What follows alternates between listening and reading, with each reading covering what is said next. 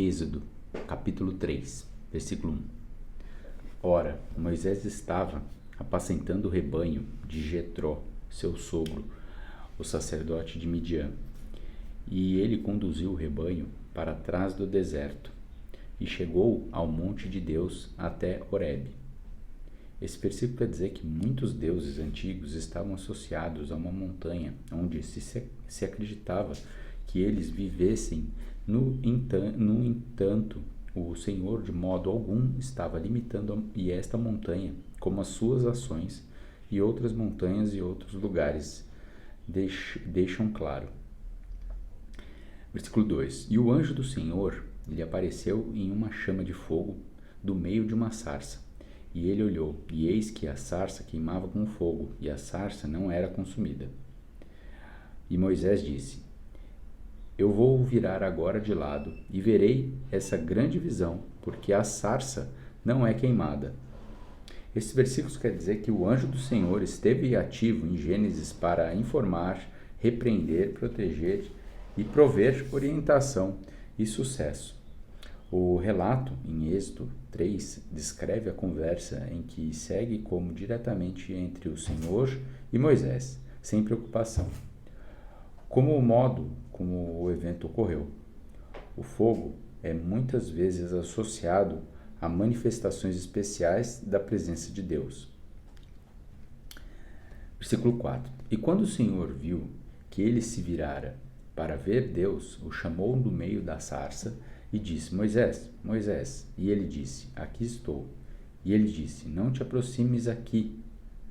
Tira tuas sandálias dos teus pés, porque o lugar em que estás é terra santa.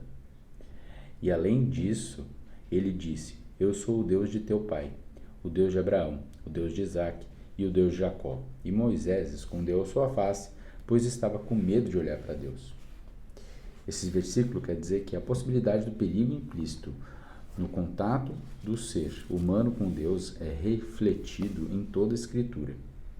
Este lugar era santo, não em virtude de alguma qualidade a ele intrínseca, mas por causa da presença e da atividade de Deus. O tabernáculo seria um lugar separado pela presença de Deus. Permanecer à distância e remover as sandálias dos pés era então e ainda é, em muitas culturas, um sinal de respeito e humildade. A autorrevelação do Senhor, que começou com Eu sou o Deus de teu pai, associava este evento ao passado, tanto por mencionar os patriarcas como pelo fraseado da declaração. Ela também possuía o tom de um pronunciamento formal de um rei. Versículo 7. E o Senhor disse: Certamente vi a aflição do meu povo que está no Egito, e ouvi o seu clamor por causa dos seus capatazes, pois eu conheço os seus sofrimentos. E eu desci para libertá-los da mão dos egípcios, e para fazê-los sair daquela terra para a terra boa, e grande, para uma terra que mana leite e mel, para o lugar dos cananeus e dos heteus, e dos amoreus e dos ferezeus, e dos aveus e dos jebuseus. Esse versículo quer dizer que no Egito os rebanhos israelitas estavam limitados à região de Gósen. Em comparação, a nova terra seria grande, terra em que mana leite e mel. Levitas ressentidos mais tarde usaram esta expressão para descrever o Egito. Na terra de Canaã, tal abundância dependia da chuva. A palavra para mel pode também descrever um adocicado xarope feito de tâmaras, uvas e outras frutas fervidas. Agora, portanto, eis que o clamor dos filhos de Israel é vindo até mim, e eu também vi a opressão que os egípcios os oprimem. Vem agora, pois eu te enviarei a Faraó, para que tires o meu povo, os filhos de Israel, do Egito. E Moisés disse a Deus: Quem sou eu para que vá a Faraó e para que tire os filhos de Israel do Egito? E ele disse: Certamente estarei contigo, e este será um sinal para ti, de que te enviei quando tiveres tirado o povo do Egito. Vós servireis a Deus sobre este monte. Esses versículos querem dizer que a pergunta de Moisés, quem sou eu, nos faz lembrar a pergunta que um dos hebreus fez a Moisés em 2,14. Quem te fez por príncipe e juiz sobre nós? A resposta a essas perguntas não tem nada a ver com a criação ou habilidades de Moisés. A promessa do Senhor a Moisés, certamente estarei contigo, depende para seu valor de quem o Senhor é o importante e o que ele está presente, porque ele quer e tem capacidade para agir. Essa promessa deu a Moisés a base para a autoridade para que antes lhe faltava, e continua o importante tema de envolvimento pessoal de Deus na vida do seu povo.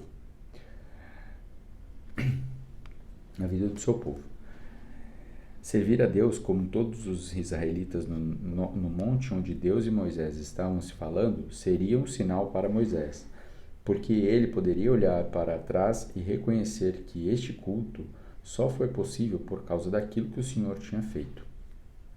Versículo 13.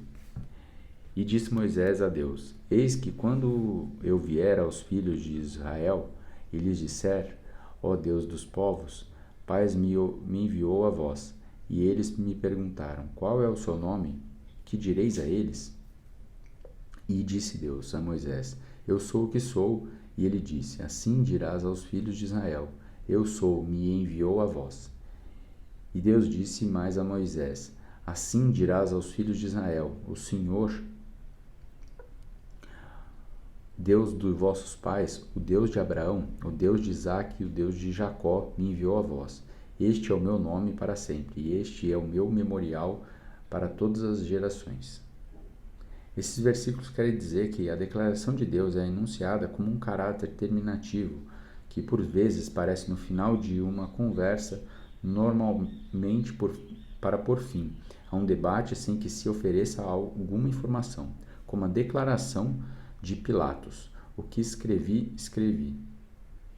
As declarações contendo eu sou usam o mesmo verbo hebraico usado na promessa de Deus. Certamente estarei contigo, no versículo 12.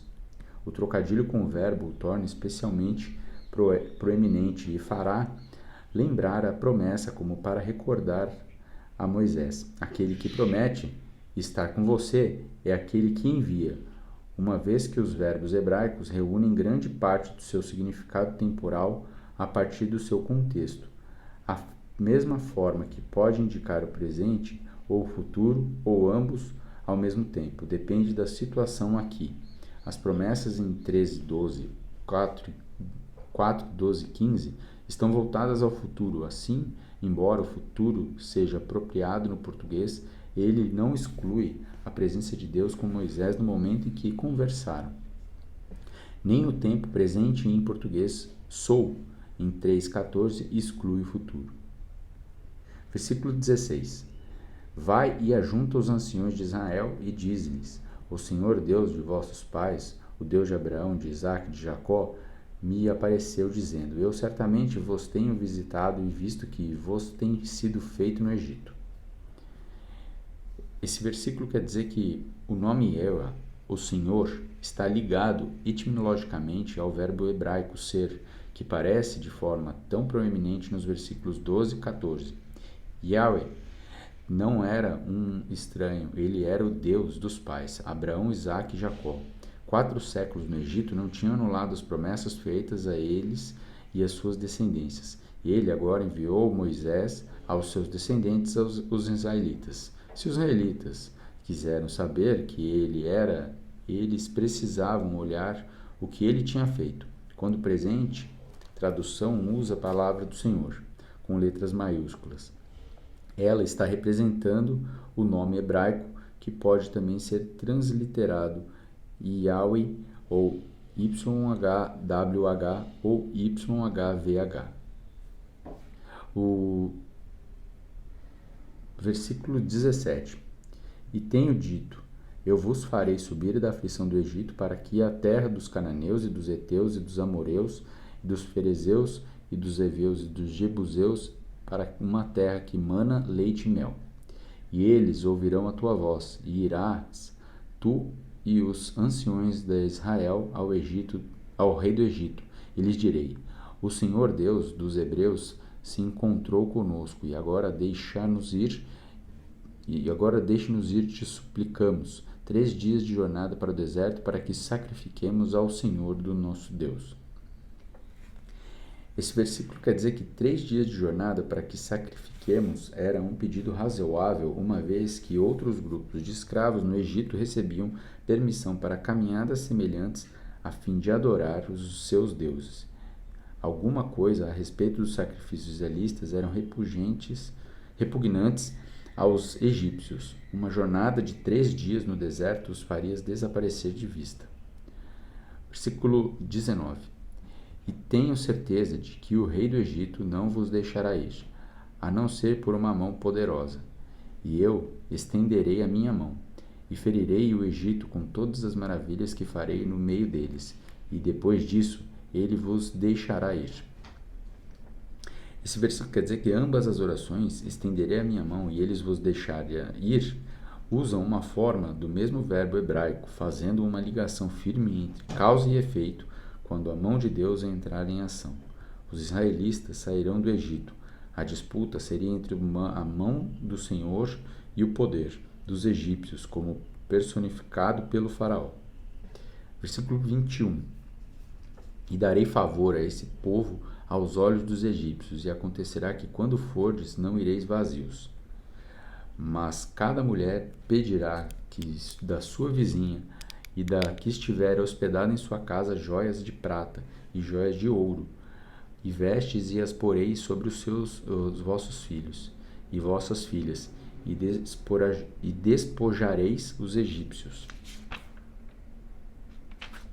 Esses versículos finais querem dizer que presente de prata e de ouro cumpriram o que o Senhor tinha dito a Abraão, repetindo o padrão da própria partida de Abraão do Egito com os bens que lhe foram dados. A palavra traduzida como despojareis possui um uso paralelo para descrever o saque de cadáveres em um campo de batalha. Seu uso em Êxodo 3, 22 e 12, 36 pode ser um exagero intencional. Ele contribuiu para demonstrar a natureza da vitória do Senhor sobre o Egito, que pode ser a razão de 3:22 mencionar particularmente que as mulheres israelitas, normalmente não combatentes, fariam os pedidos em 11 e 2. E 12:35 os homens também participam.